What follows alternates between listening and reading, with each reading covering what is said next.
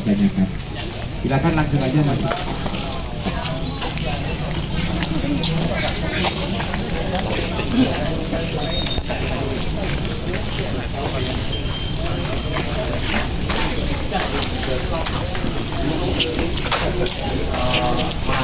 Ya. Namanya apa? Usianya berapa? Ya. Usianya 75. Tadi udah kasih Museum.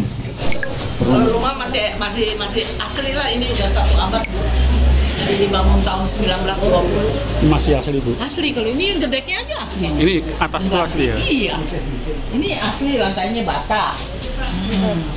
Kalau yang depan udah bikin baru. Ibu namanya siapa? Oh, saya Ibu Lani. Selaku apa ya? Cucu ya, cucu mantu lah. Itu yang Pak Yanto, yang cucunya saya istri Pak Yanto dari bapak itu jauh Kisio. Keluarga gitu ya? Ya, kita yang Luasnya berapa nih Bu? Luas bangunannya? kalau semua ada 1.000 lebih ya. Luas bangunannya? Tanahnya, oh kalau bangunan saya nggak tahu tuh. Oh ya, berarti luas tanahnya 1.000 lebih ya? Iya, 1.000 lebih. Kalau bangunan kan panjang ke belakang. Tapi ini rumah asli ya? Masih asli. Ini masih asli ini. Apa aja yang asli? Ini lantai, ini gedeknya, bilik, papan, tiang, genteng, ranjang, tiang, bilik, genteng, tiang, papan, masih asli. Lantai, bata ini nih, masih bata. Udah berapa usia? 104 tahun, jadi tahun 1920 dibangunnya dulu, pakai bangun tahun 1920. 1920. Iya, berarti kan baru 104 tahun. Kalau direnovasinya kan? Renovasi kecil-kecil. Lagi aslinya kan bukan di sini Pak, pinggir Citarum, ya. Jadi tahun 57 dipindah ke sini karena banjir. Tapi kami di pinggir Citarum pecahin belakang rumah, kami ke banjir, tembok yang berendam.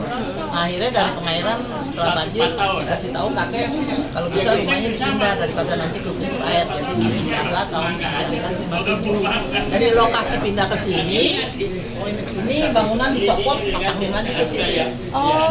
Kalau bangunannya asli, lokasinya pindah. Kalau dari sini ujung gangnya notok Pak. Tadi Bapak kan belok ke Bari, itu kan ada rumah di sini kan yang ada gang ini. Nah itu dulu kebun kakek tuh. Jadi dari itu belakang itu kan tanggul. Awalnya di tengah-tengah sungai Citarum. Oh pinggir. Belakang tanggul, gili-gili belakang gili-gili. Jadi dicopotin satu-satu dikembalikan. Kan dulu ini nggak pakai semen. Oh iya. Belum ada semen tahun 20 mah aja tinggal diangkat. Ini kan kayu-kayu. Semua masih kayu. Berapa lama proses pemindahannya dulu dari sana? Waduh, nggak tahu udah tuh. itu kan kita digotong Bu. Digotong pemindahannya kita nggak ngerti. Kan dicopot satu-satu, dicopot. Karena papannya berat. Kalau di kampung rumah panggung kan bisa digotong rame-rame. Karena ini papannya berat jadi dicopot-copot dipasangin lagi di sini. Selempeng. Tiang-tiangnya semuanya masih asli ini. Ada berapa ruang nih berarti Bu? Kalau rumah ke belakang banyak sih, ada dulu ada 4 ruang, 4 kamar. Yang untuk Ini yang utuh ini. Kalau itu udah itu juga belakang belakang utuh, cuman udah ganti bata. Dulu kan kalau yang aslinya ada berapa ruang yang asli? Dua. Yang ditempatin Pak Soekarno. Itu kanan, ini Pak Hatta. Kalau rombongan di belakang. Kan kamar ada 4. Ya kita juga nggak tahu Bu kalau Kan dari 15 Agustus dari Jakarta subuh sampai sini sore. Nginep 1 malam. Tampak gitu konsep. Terus ini figura-figuranya ini asli atau didapat dari mana? Ini banyak kan ada pengasih Bu. Oh, Dari tamu-tamu. Saya pasang aja banyak kan dari tamu-tamu kasih. Figuranya. Kalau dulu kan tahun 65 zaman 30S kan nggak boleh pasang. ini jadi objek wisata gitu Bu? Iya kan udah masuk cagar budaya Bu. Biasanya ramainya pas apa Bu? Kalau yang lebih ramai sih weekend ya, Sabtu Minggu libur panjang Sampai berapa? tanggal merah. Sampai berapa pengunjung? Soalnya kayak kita pakai karcis bisa gitu kan. Oh enggak ada pakai sertifikat free itu. Tapi untuk pemeliharaannya biayanya gimana Bu? Oh iya, padahal udah masuk cagar budaya ya? Nggak ada dari pemerintah. Apa aja Bu yang sudah di pemeliharaan sendiri? Belum ada. Oh, belum ada. Cuma dari cagar budaya ada jupel, juru pelihara Oh, itu. ada juru pelihara. Cuman dari dulu tahun 2000. Sekarang cuma ya ada itu aja sih. Terus dari keluarga ibu itu ada yang ikut bersih-bersih juga gitu? Jadi kita bersih. Kalau pagi kan kayak rumah aja, disapu, dipel, baru dibuka. Itu kayak rumah biasa aja. Wisatawan yang kesini rata-rata pelajar, Pelajar banyak, pelajar, mahasiswa, terus ya semua kalangan lah banyak, kayak pejabat-pejabat juga banyak. Kemarin juga kan Pak Ganjar nyampe lagi pilpres tuh, Pak Ganjar, Pak Anies tuh. Kalau Pak Prabowo tuh 2007 tuh. Ini Pak Jokowi ya dulu 2014 lagi belum jadi presiden. Pak Ridwan Kamil banyak sih, ada aja sih. tokoh politik Iya banyak lah. Ingin tahu juga sejarah gitu. Diamankannya kebetulan ada. Iya. Kebetulan pas ada acara. Iya. Oh latihannya. Ya, resikonya katahan. Kenapa? makanya tadi bisnya habis putar balik tadi bisnya habis putar balik yang utama dari perjalanan ini adalah kita belajar untuk lebih mengerti tentang sejarah yang pertama. Yang kedua, belajar tentang bagaimana dedikasi, bagaimana pengorbanan, bagaimana semangat juang, bagaimana daya tahan atas tekanan dari para penjajah pada saat itu yang begitu kuat. Sehingga kalau kita membaca dari sejarah, dari kita menyaksikan secara langsung kamar kita sudah berkunjung kamar yang Hatta, meskipun kurang lebih kayaknya sampai 24 jam di sini. Saat itu Bung Karno bersama rombongan datang sebelum buka puasa. Pada saat itu ada 3 hal yang menurut saya penting untuk jadi teladan.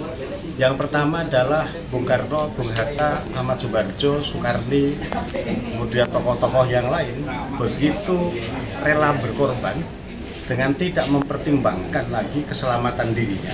Karena dari Jakarta ke sini kan melalui pos yang penjagaan yang begitu banyak, balik ke Jakarta juga mengalami pos yang banyak dan itu beresiko sangat besar pada saat itu.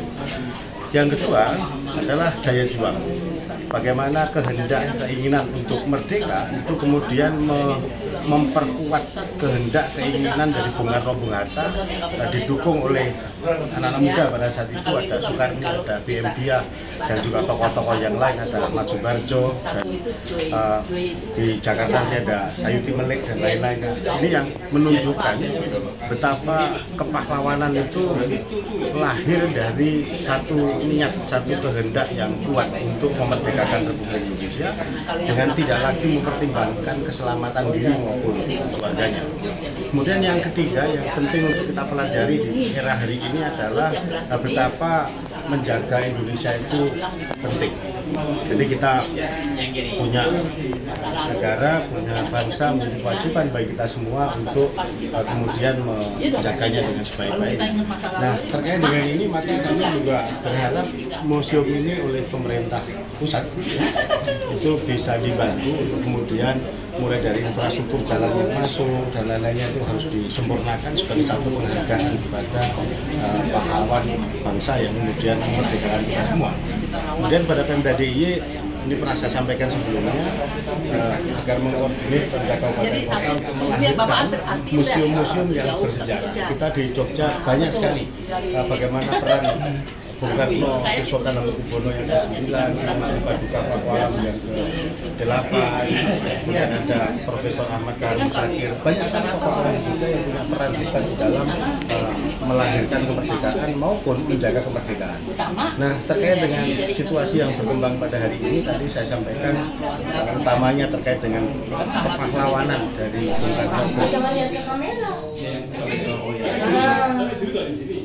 Iya,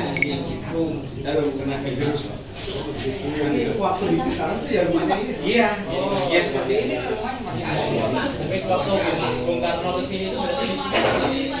Nah, itu pas Karno datang itu. Ya, itu pinggir Citarum. Sudah Itu aja Pak. Pas belokan ujung ini kan ada rumah kan di sini naik turun kakek dari naik tanggul turun belakang tanggul Pak. Iya. Lalu sekarang udah terus lah udah habis. Jadi karena 57. Ayo sama-sama saya terima kasih. Ini kamarnya bukan. Bukan, oh iya. Ini besar, ini apa? Tempat tidurnya ini besar. Ini apa tempat tidurnya banyak. Yang dibawa ditiduri oleh bapak, dibawa ke Siliwangi, diambil sama Pak Gubernur itu apa? GP ya. Nah karena kita juga waktu itu tidak terus kita keberatan, kita punya 4. Jadi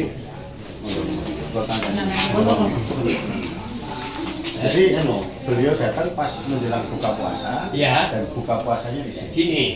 Nah terus kan dia kan kita kan 17 kan harga mati. Makanya udah dibatalkan 17 itu harga mati. Jadi tanggal 15 diculik oleh Sigi dan kawan-kawan kembali. Tujuannya kita mau merdeka, tidak mau kemudian dari Jepang. Karena Jepang akan membeli kita kan tanggal 24 kalau nggak salah.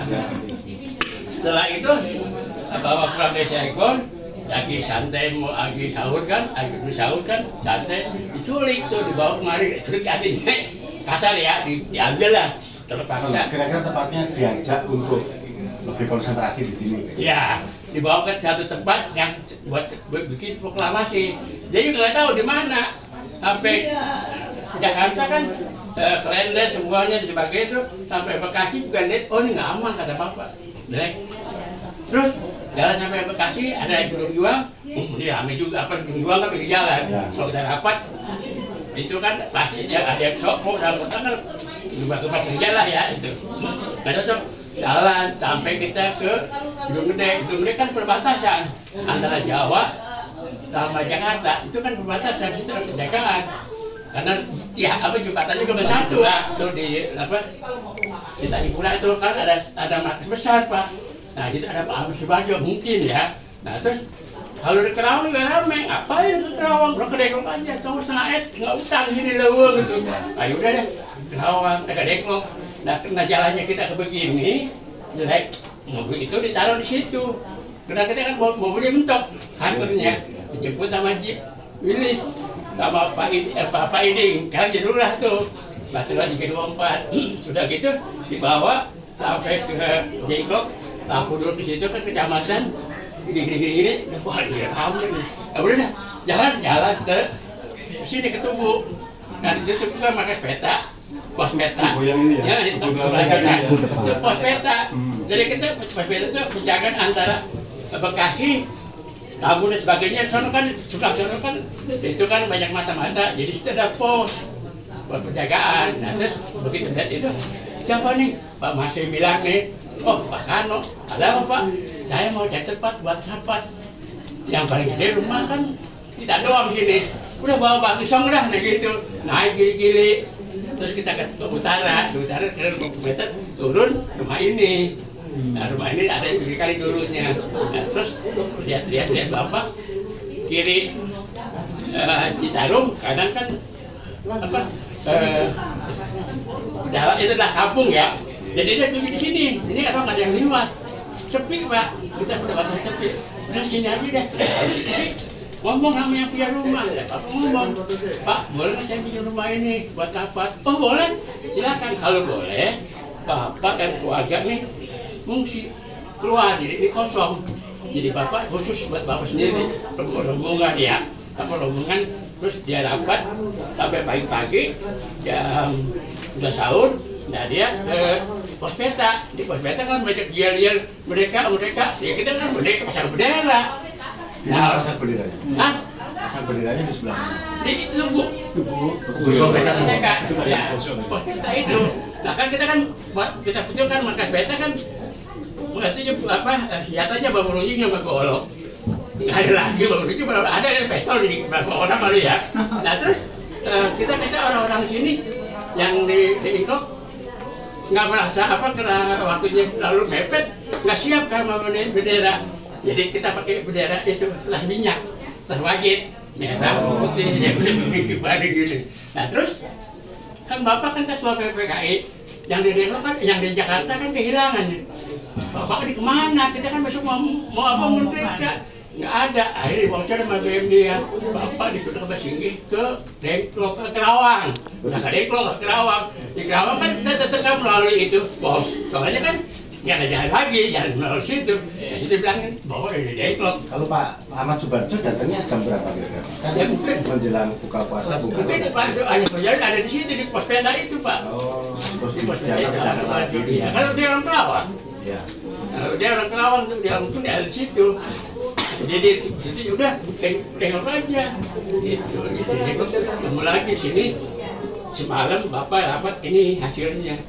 Oh itu ada kontrakan dibahas lagi sampai larut malam. Nah sampai larut malam pulang ke sana ke Jakarta tuh sudah sahur dan ayah sudah buka puasa itu larut malam. Nah mampir ke rumah Laksamana Meda diketik balik oleh Said Mulik di Mahbojo. Paginya mau diproklamasikan kan, ya udah dia kantongin lagi tuh teksnya dapat dia lari ke sana ke Taman Banteng, tapi sana banyak orang. Tadi begitu baca ini stop di Jepang. Udah dah, baik lagi ke rumahnya. Di rumahnya dibaca itu kan 2 jam kemudian dan bisa selamat. Palestina, Mesir, Arab Saudi. 3 itu Pak. Oke, Bapak kita akan tunggu ya. Dan ini banyak foto nih, Pak.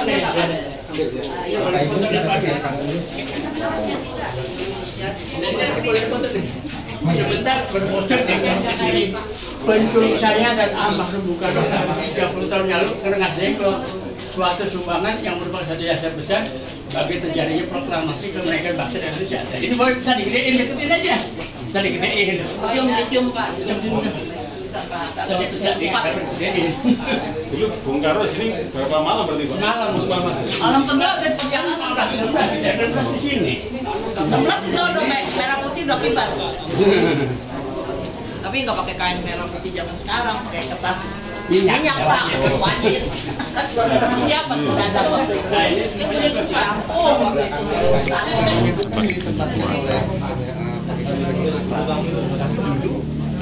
Bukan begitu kan? Bukan ini karena sudah template. Asli, asli udah ganti tembok. Betul. Dulu kan bilik sepotong. DKI Joglo kalau sebelah sana tuh ada yang untuk belakangnya kan itu ya. Iya, rumah satu Pak. Kalau kayak zaman sekarang ini ruang tamu. Cuma itu udah ganti bata. Enggak, udah ganti bata. Yang aslinya nih ya? Kalau ini masih asli. Tapi dulu murni asli ya? Iya asli ini Pak. Asli, tapi udah ganti bata. Oh dulunya juga kayak Ini Bung Hatta yang sini ya Pak ya? Bilik Pak. Ini Bung Hatta yang sini ya? Bukan Hattanya sebelah. Perjuangan itu wajib menjadi dilakukan dengan ikhlas dan hati yang bersih. Untuk kemudian kepentingan negara bisa diberikan aman maupun kepentingan kuasa ibu tadi Jokowi dalam perilaku kehidupannya sama dengan anak-anaknya tidak sesuai jauh Udah sini dia udah sini tahun 57 udah sini Pak. Nah ini nomor dengan ada BMD, ada Said Mulik dan lain-lain yang luar biasa punya namanya peran sejarah. Silakan monggo Pak Kiai Umar mungkin Bapak dulu dengan nuani ini gini. Assalamualaikum warahmatullahi wabarakatuh. Ibu yang saya hormati, pemilik rumah sejarah Rengas Dengklok bersama keluarga Pak Eko, Pak Komisi A dan teman Komisi A, para wartawan yang hormati. Alhamdulillah sore ini kita bisa berkunjung ke rumah sejarah Rengas Dengklok dalam rangka napak tilas perjuangan para pahlawan Bung Karno dan kawan-kawan juga para pemuda di sini. Kita ingin menelusuri jejak yang sangat kompleks dari sejarah kebangsaan kita, terutama berdirinya negara, bahwa di sini juga menjadi salah satu tempat yang sangat bersejarah. Tadi Pak Yanto bercerita bahwa di sini mungkin pertama kali muncul proklamasi harga mati. Kita sekarang seremoni sudah harga mati itu di sini dari para pemuda yang meminta Bung Karno dan Bung Hatta agar segera memproklamasikan. Ini penting karena tanpa sejarah seperti itu kita mungkin tidak bisa menjadi bangsa yang besar seperti sekarang ini, dan dengan perjuangan mereka kita bisa tetap bersatu dengan Pancasila, dan apapun itu adalah ideologi yang menyatukan kita semua sebagai bangsa, dan dari sini juga kita bisa belajar betapa para pemimpin bangsa dulu, pendiri bangsa, berjuang untuk menyatukan bangsa, mendirikan bangsa, dan menggali dari beliau. Betapa di sini kita juga bisa banyak belajar. Rumah ini rumah asli yang dulu dipakai untuk menginap Bung Karno di sini juga. Jadi saya kira ini pada saat bersejarah kita bisa berterima kasih kepada beliau-beliau dan juga para bersejarah di Rengas Dengklok. Terima kasih Pak. Kita mau lihat tugunya boleh. Boleh, silakan. Dan kawan-kawan kami persilakan minum es teh. Kawan kita ada yang bertanya kepada Pak Yanto Bagus untuk melengkapi. Tadi juga dapat siapa yang ahli sejarah yang bisa menambahkan.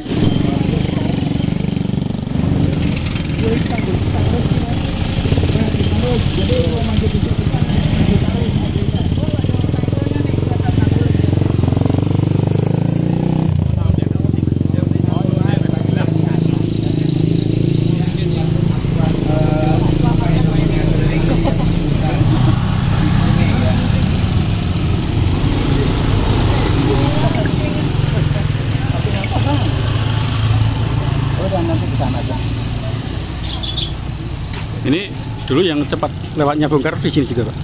Apa? Ini malah enggak, jadi malah. karena rumahnya kan di sana tadinya, jadi jalannya tidak terlalui karena rumahnya masih di sana. Gitu. Nah yang jalan tuh tadi.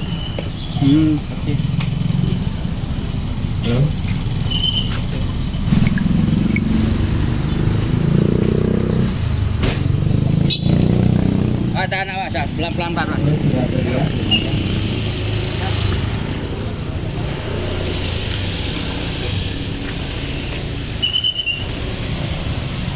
Apa pengadakan pasti di tolong saya di meja.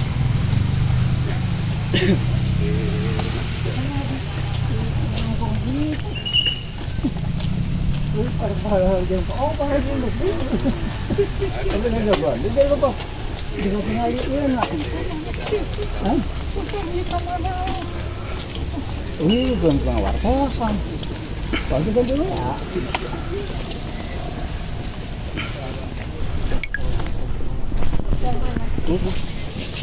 Silahkan Bapak Ibu langsung aja masuk ke dulu lihat dia. Ayo makan tutus. Jalan tenaga kok. Karena untuk olahraga Pak Dewi. Tetep ya, Bu. Itu lumayan. Oke.